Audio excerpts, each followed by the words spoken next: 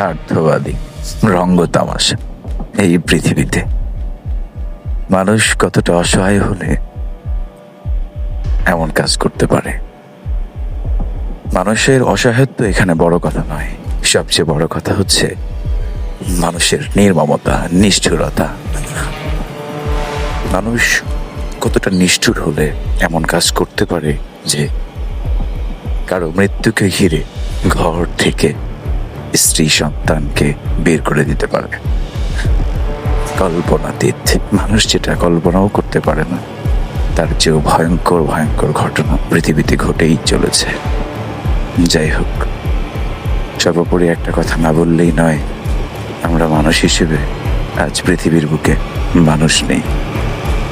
কেবল চেহারা, ছবি, আকৃতিতেই আমরা মানুষ। আর বিবেক, বুদ্ধি এসব দিক থেকে পরিপূর্ণভাবেই আমরা কেবল পশুত্ব গ্রহণ করেছি।